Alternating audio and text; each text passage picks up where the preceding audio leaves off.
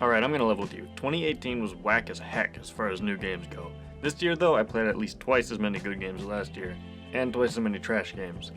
What I'm saying is I played a lot of games this year. I got way more into trying out new games instead of just bouncing between Overwatch and one other game at any given time. Now I bounce between Overwatch and 2 other games at any given time.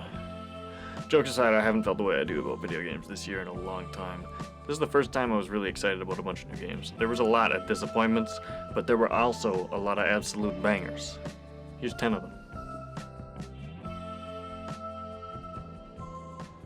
I'm starting this list off with a classic, just so you know it's gonna be good. They just put out all the Halo games on PC, well, just Reach so far. As excited as I am for the other ones to come out, they released my favorite one first. Yeah, whatever, Reach is my favorite, shut up. Just played through the campaign again with Hilton, and honestly, it's a lot more fun than I remember it being. Go later, cat. You broke it. I killed the guy he came with. Oh my god. It's gonna be sick. Died immediately. I killed you.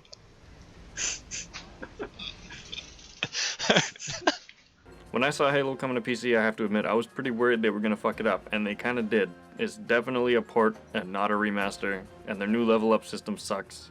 Navigating the menus is a nightmare. It's like they couldn't decide which game's menus to go with, so they just melded them together into this horrid Frankenstein monstrosity. Couldn't take away the fun though, yeah. God damn. Oh yeah, here we go. Alright. Alright. I'll be honest, I don't really know what I'm supposed to be doing in this game, but it's cute as heck, and I really, really love it. It's about this cute little janitor robot character, and I think you want to not be so poor, which is hard because the cops eat your money. It feels really real, in spite of the adorably silly look. Maybe I'm just a big Spaceport fan in this game and in general. I think I kind of figured out what I'm supposed to be doing a little bit. I have a skull floating over me, and I think I was supposed to get through this maze thing while being chased by the big evil Starbucks, maybe?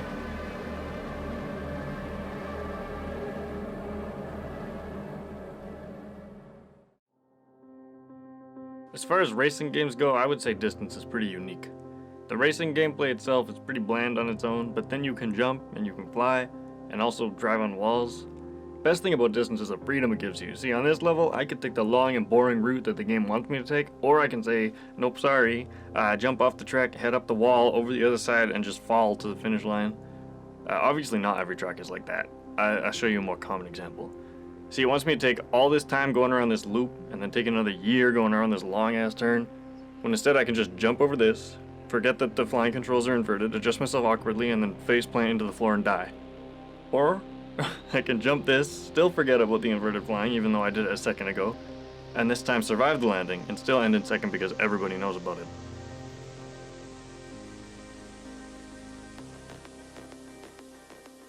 Superplay is both the most relaxing game and the most satisfying game I've played in a long time. It's such a simple concept. You just glide through a bunch of procedurally generated levels, and you want to fly close to obstacles and at the same time not crash into those obstacles, as you can imagine. Yeah. This game is only as hard as you want it to be, and it'll take as long as you let it take. Everyone should go buy this game. It's also like $3.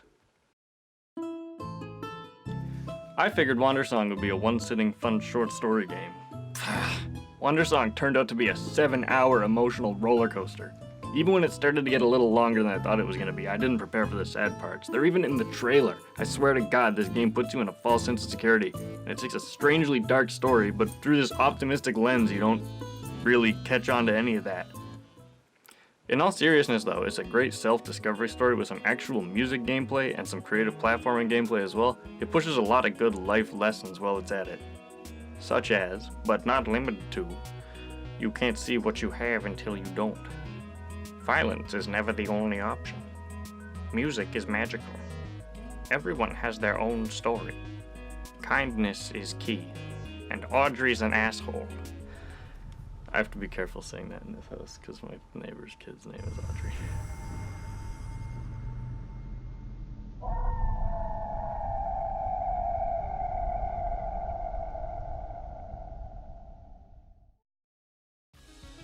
Roguelike games are everywhere right now. Last year I had The Binding of Isaac on my list, but I have to be honest, Enter the Gungeon just blows that game out of the water in terms of fun. This game controls so cleanly, it's wonderfully responsive and perfectly weighted. You actually feel like your attacks have enough of an impact to be worth doing. The real standout part of the game though is in the creativity. The variety in weapons is massive, and the enemies and bosses are just so fun in designs and as enemies to face. The weapons, the characters, the enemies, the bosses, the items, the health, everything, it's all guns. Man, they should have called this game Enter the United States.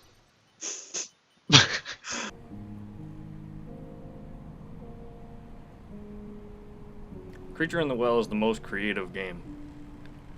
It's a top-down puzzle action pinball baseball game with a robot, and you face against a giant skeleton cat in a mountain.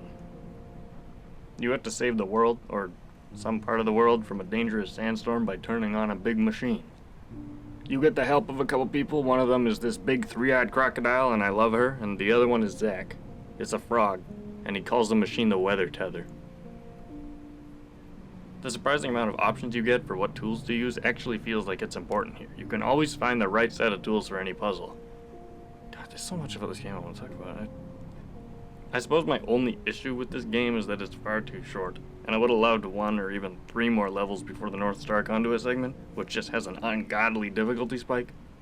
One of the smoothest details of the game is how you don't have to clear every single room to beat the game, but somehow they make it feel like it's completely worth it to do that, and it's fun. But it's nice to know that if you do get stuck, you can usually just keep going anyway.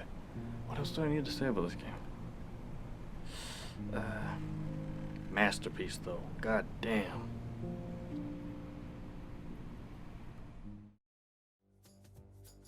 Alright, I'm ready to start top 3 off strong, so without further ado, ladies and gentlemen, it is the game. It's Hades. That was so stupid. Okay, you remember me saying Enter the Gungeon was a good game? Well, that game is trash. It's like, oh, I almost liked your game, but Supergiant did the same genre this year, sorry. Hades is the first time that Supergiant has done a game without a new IP or an original setting. It's also their first roguelike game. Somehow they managed to not only set a high bar for the genre, but at the same time they've managed to breathe more life into this mythology than any other spin-off product I've ever seen. Their take on some of these characters is magnificent. Hey there, Zagman. How's it going? Look, you have got to get here with the rest of us already. Oi there, little Hades. You recognize your uncle, do you not? Pets are certainly in order here. Ugh.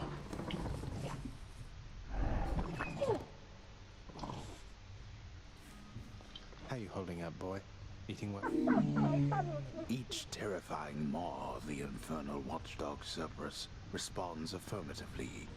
My biggest issue with roguelike games is the slow start that you have to crawl through with every new run, but look at Hades. You want to go?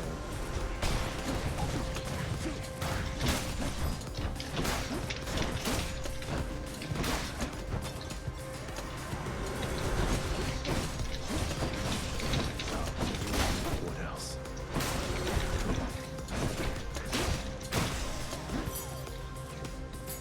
That's room 1. Hades is fast-paced and chaotic right out the gates. Plus it feels way better, way smoother than any AAA game I've ever played, and it's not even out of early access yet.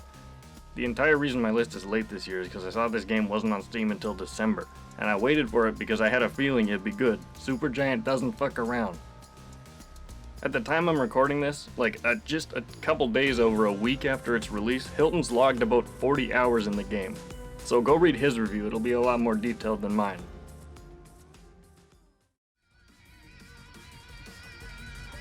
Back in March this year, I said in a stream that had like 3 viewers in it that this was my favorite game this year, and I already talked about it in the soundtrack list too, so this is going to be pretty short. Redout is very reminiscent of older racing games like Wipeout and F-Zero X, which are 2 of my favorite games when I was younger. It feels like the fastest racing game I've ever experienced. And due to the music and the track designs, playing it is a rush. It's not an easy game to play, and it's one of those games where you control your vehicle with 2 sticks. You have to avoid grinding against the wall, and also the floor, and also the sky, kinda. It's really hard to get the hang of keeping track of it all, but when you do it right, it makes for the most satisfying gamer moments. Gamer moments.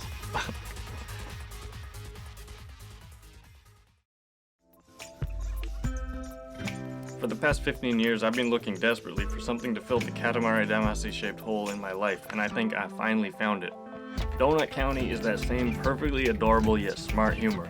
Your character is a raccoon with a lack of understanding about exactly what a donut is. The gameplay in Donut County is admittedly nothing new or extremely innovative, but it's perfectly relaxing. At the same time, it does ask a little bit from the player. The game's story is somehow surprisingly investing in a very fun way, even though it's silly and entirely ridiculous. Oh, shit, the soundtrack. The music here is like listening to one of those chill lo-fi streams, but the game itself is built in the exact same way. Two fit into each other so perfectly. I've never really thought about it until now. Everything about this game works so seamlessly together that I can't even begin to point out the specific things.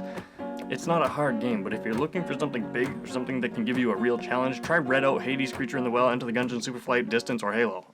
I was tempted to, and I feel almost obligated to put an intense and heavy, impactful game at the #1 spot, but if I'm being honest with myself, this was the best feeling game I played this year, and for so many reasons, and if I didn't get the top spot to that, I would be lying.